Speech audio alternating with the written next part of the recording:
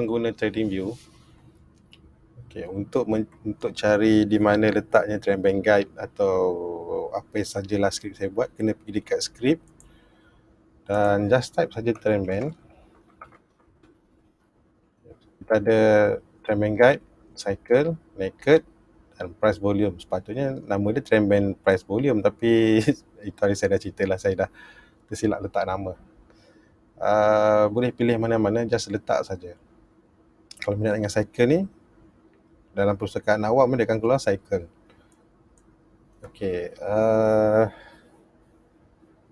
Memang kena pakai benda ni dekat platform TradingView saja. Walaupun platform-platform lain, contohlah macam Malaysia Stockbiz ke, pun pakai TradingView, ataupun investing.com ke pakai TradingView, dia orang cuma pakai charting tools ataupun dia punya TradingView punya engine saja. Engine saja. Sebab tu kalau pergi kat sana cari trend bank guide ke, apa guide ke, atau apa-apa skrip lain, takkan jumpa. Sebab dia orang cuma guna engine TradingView. Data mungkin dia pakai sendiri, data apa saja data lah. Ataupun macam iSaham pun pakai TradingView. Kalau cari dekat indikator ni memang berjanggut lah, takkan nampak lah. So kalau nak pakai benda ni mesti dekat TradingView saja. Dan bila dah letak, ada beberapa option. Ini adalah kira default setting dia lah, default setting. Dan kalau kita pergi kat Trend Cycle ni, saya ada beberapa benda yang saya padamkan. Bila kita dah letak, saya buang balik katalah Trend Cycle. Trend Cycle. Nampak tak dia punya ada satu titik hijau, tak nampak? Yang ini nak tak nak kena pergi dekat nama stok ni, buat sekali je pesanan visual, hantar ke belakang. Jadi stok tu akan belakang, titik-titik ni baru nampak. Kalau tak buat macam tu, memang tak akan keluar titik. Bukan tak keluar, dia ada, tapi dia nyorok kat belakang. Dia bertindan. Saya tak tahu macam mana nak buat benda ni sebagai default, duduk di depan, nama di belakang. Kalau tak buat masa sekarang, memang kena buat macam ni. Lepas tu save lah. Kalau kata kita ni setting ni, tekan save je, dan sampai bila-bila dia akan kekal. Kalau siapa yang pakai yang lama, kena buang yang lama dulu dan masuk balik. Kalau kita buka, by default kita ada beberapa setting kat sini.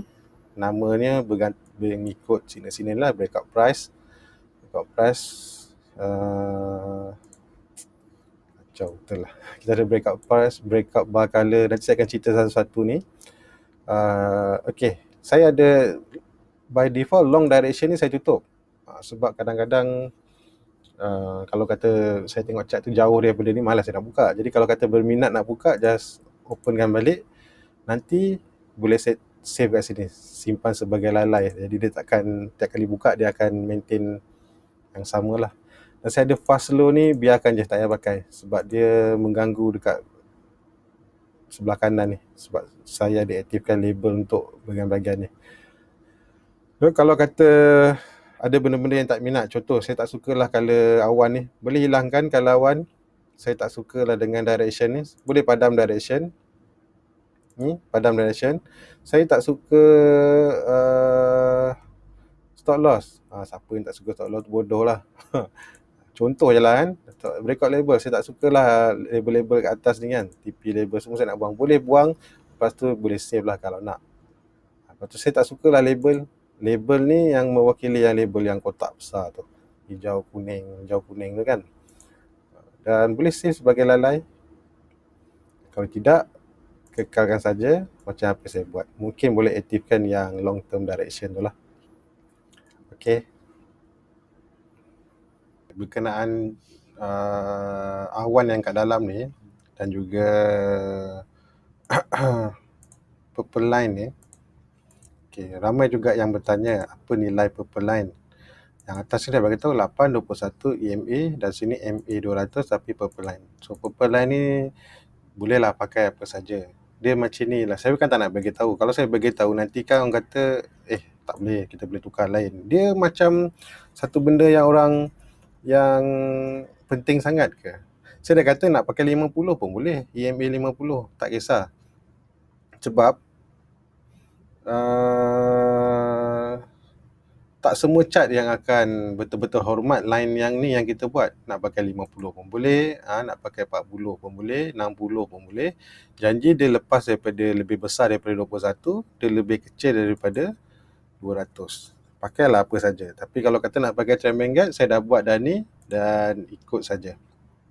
Dan kalau yang tahu pun nak bagi tahu orang pun tak ada masalah. Saya bukannya nak, cuma saya kata cuma saya dah niat kata tak apalah, saya simpan je lah kan. Sebab saya ambil masa yang lama jugalah daripada tahun 2016 kan untuk dapatkan, saya test satu-satu, dan saya rasa untuk market Malaysia kebanyakannya yang purple line ni boleh pakai.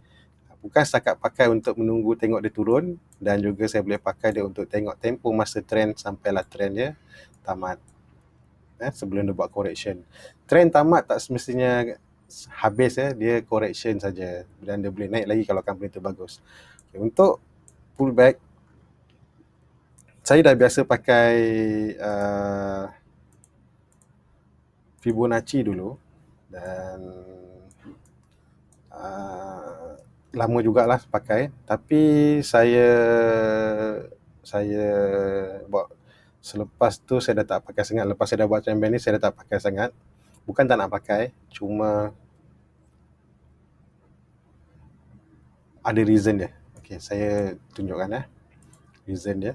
Biasa saya nak pakai Fibo tu untuk pullback, ataupun kadang-kadang kalau saya nak pakai Fibo tu untuk mencari kalau saya malas nak buat kotak, one to one, kalau saya malas nak buat kotak, so kalau di sini satu target dia 200 lah, atau one to one, one to two 300. Itu saya gunakan fullback.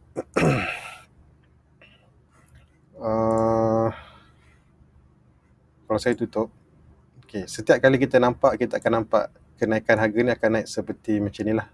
Pergi belajar mana-mana orang pun, kenaikan yang sihat akan berbentuk seperti zigzag.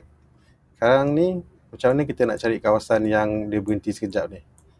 Ini yang datang selalu orang panggil Fibonacci retracement di mana konsep dia tetap sama selagi dia, kalau kata dia betul nak naik, dia tak akan turun lebih kurang separuh lah, ataupun 61 kan. Kalau dia turun sikit, maknanya dia akan naik lagi tinggi. Macam 31 ke atas ni, dia turun, dia akan naik lebih tinggi. Lebih cepat naik, bukan lebih tinggi, dia lebih cepat. Kalau dia turun bawah sikit, dia macam lambat sikit. Saya lebih suka yang lambat sikit. Sebab saya ni jadi lambat lah nak fikir, nak beli tak kan. Jadi saya suka yang lebih lambat. So setiap kali tengok chart, mana-mana saya buka, kita akan nampak kenapa dia berhenti kat sini, kenapa dia berhenti kat sini. Mungkin ada satu benda yang boleh memberikan kita secara visual aras-aras yang saya tandakan bulat ni. Itu datangnya color merah ni. Color merah ni. Ataupun biasanya kalau perasan benda ni dulu ada dekat Homily chart kan. Habis saya study Homily chart tu. Okay.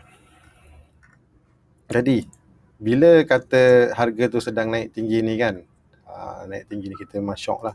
Dan kita kata tunggu pullback, bila masa nak tunggu pullback. Jadi bila saya dah buat macam ni, saya dah ada trend band ni, automatik kepala saya lagi-lagi tengok kalau dah menurun, saya dah boleh bersedia sekitar kawasan sini, keseluruhan kawasan ni. Sama ada saya nak terus masuk, saya nak pasang terus order, ataupun saya tunggu beberapa signal sebelum benda ni jalan. Jadi tujuan dia secara visual, saya dah boleh nampak area-area mana yang sepatutnya saya tunggu, area-area mana yang sepatutnya saya boleh tunggu. Tapi ni bentuk triangle kan. Boleh buka mana-mana chart nanti. Sebab tu saya buat macam ni. Saya buat color ni.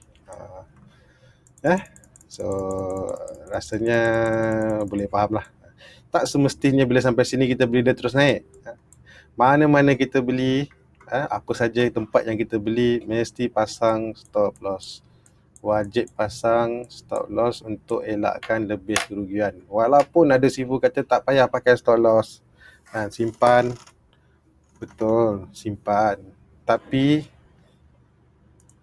berbalik pada tujuan kita trading. Kita trading nak buat duit. Tapi kalau kata kita dah terbenam dalam stok tu, katalah stok tu ambil masa 1 tahun. 1 tahun, bayangkan 1 tahun daripada kita seronok nak trading tu, kita jadi benci dengan trading. Benci dengan trading. Lepas tu bila dia naik, kita jual, dia naik sikit kita dah jual, dia naik lagi tinggi. Lepas kita jual lagi tinggi dia naik. Kita pun jadi lagi tension. Faham stop loss tu bukanlah orang kata tak boleh letak, jangan letak stop loss, tak. Mungkin maksudnya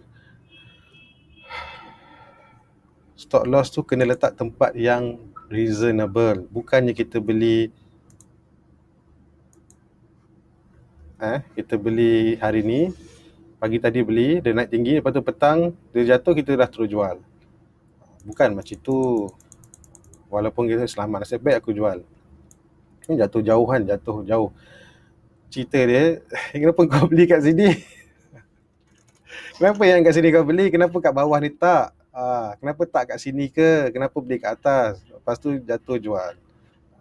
Jarang kalau kita, sebab tu bila pullback, kalau betul kawasan dia yang kawasan yang selalunya lah berhenti, kita letak stop loss, insya-Allah. Kalau rezeki kita ada, stop loss ni tak terusik pun. Kalau dia terusik, maksudnya kita punya analisis tu dah betul lah, kita betul lah. Maksudnya kalau dia break ke bawah, dia tak nak naik dah lah. Itu tujuannya letak stop loss. Okay, ni video yang ni cerita pasal kenapa saya buat yang color-color ni lah. Color-color ni supaya bila dah nampak sesuatu benda yang sedang mencacak naik, sedang naik, dan tiba-tiba dia turun, saya dah boleh ready dekat mana nak tunggu next entry pullback. Okay.